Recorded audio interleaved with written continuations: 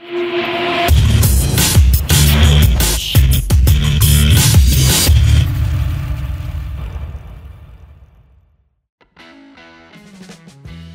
baik datang dari pemain abroad Marcelino Ferdinand yang dikabarkan telah kembali menjalani latihan untuk segera kembali. Tentu saja ini jadi kabar yang menyenangkan buat timnas Indonesia. Marcelino dikabarkan sudah mulai melakoni latihan untuk bisa segera kembali bersama rekan-rekannya. Kali ini Marcelino sudah bisa melakoni latihan normal untuk bisa segera kembali bergabung dengan tim. Bahkan ia sudah terlihat ikut melakoni latihan di lapangan bersama rekan-rekannya dalam video yang diunggah klubnya. Tentu saja latihan ini dilakukan agar ia bisa segera mengejar kondisi para pemain yang lain.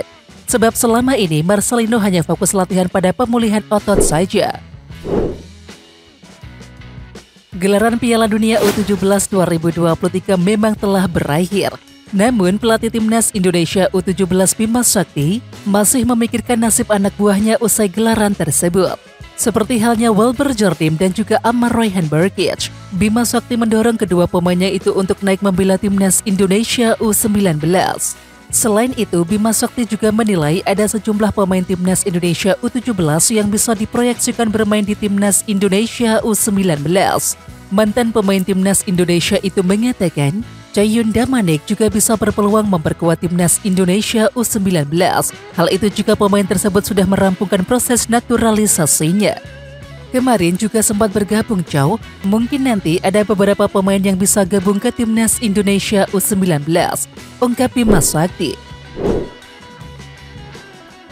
Legenda timnas Prancis sekaligus ex-gelandang serang Inter Milan Youri Yurkaev agaknya begitu terkesan dengan penyelenggaraan Piala Dunia U17 2023 di Indonesia. Yurkaev pun berseloroh soal kemungkinan Piala Dunia digelar setiap tahun di Indonesia. Sementara itu, Ketua Umum PSSI Erick Thohir yang juga mantan Presiden Inter Milan itu langsung bertanya kepada Yurkaev, "Yuri, haruskah kita lakukan lagi di Indonesia?" tanya Erick Thohir. Dan tanpa ragu Yurkaev langsung menjawab, "Tiap tahun." Jawaban ini langsung disambut gelak tawa oleh Erick Thohir dan juga Yurkaev. Kedekatan dan juga kehangatan Erick Thohir dan juga Yurkaev begitu terlihat dalam momen tersebut. Video cuplikan percakapan tersebut itu pun diunggah Erick Thohir di akun media sosialnya. Ravel Struijk, pemain timnas Indonesia, seakan membungkam kritik dari salah seorang pengamat sepak bola, Bung Towel, dengan mencetak berhasil bersama ada Den Haag U21 di Liga Belanda U21 2023-24. Tampil sejak menit pertama, Ravel Struijk mencetak 2 gol, tapi usahanya tak bisa membuat Den Haag menang atas Groningen di lanjutan Liga Belanda U21. Tim penyerang timnas tersebut harus kalah 3-4 atas FC Groningen U21. Meskipun demikian, usaha dari Ravel Struijk seperti membungkam pendapat dari Bung Towel. Beberapa waktu yang lalu sang pengamat menyinggung performa dari Ravel Struijk. Menurut Bung Towel, Ravel Struijk tak seperti Robert Lewandowski yang begitu garang di depan gawang. Baru-baru ini ex-exco PSSI Hassani Abdul Ghani menjawab kritik dari mantan pelatih timnas Indonesia U16 Fakhri Husaini soal hadirnya pemain keturunan di pasukan Garuda era Sinteyong. Sebelumnya, Fakhri Husaini memberikan saran kepada publik agar tidak terlalu berlebihan memuji pemain keturunan yang dinaturalisasi oleh PSSI. Pernyataannya pun membuat heboh penggemar timnas Indonesia. Sampai akhirnya terdengar ke telinga Hassani Abdul Ghani. Dia pun menyayangkan pernyataan dari Fakhri Husaini sebagai legenda timnas Indonesia. Pemain yang diambil sekarang itu dia bukan pemain asing. Dia bukan warga negara asing. Tapi anak Indonesia yang telah merantau ingin pulang ke Indonesia. Ingin membela negara orang tuanya atau negara nenek moyangnya, jelas Hassani Abdul Ghani.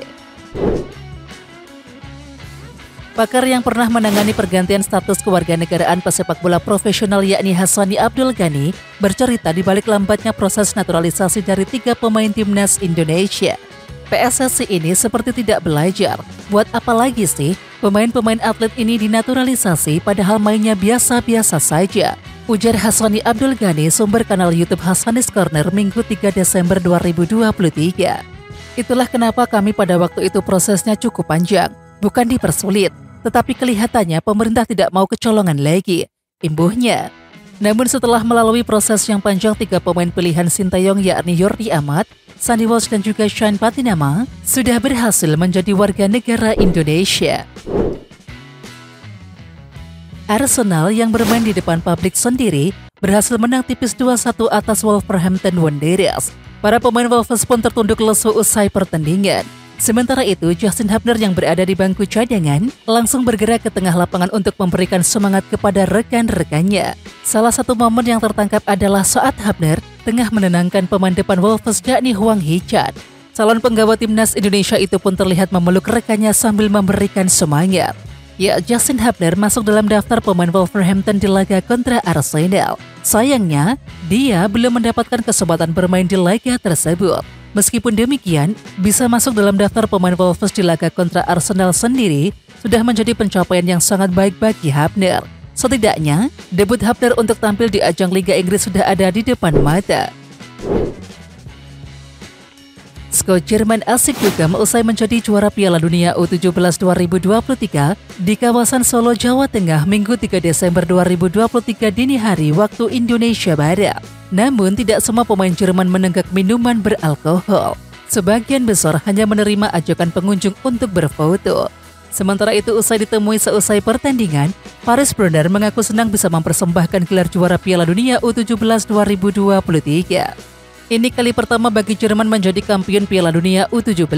Sebelumnya, prestasi terbaik Jerman di Piala Dunia U17 adalah sebagai runner-up. Pencapaian itu diraih Jerman pada Piala Dunia U17 edisi 1985. Pada partai puncak ketika itu, Jerman Barat kalah 0-2 dari Nigeria.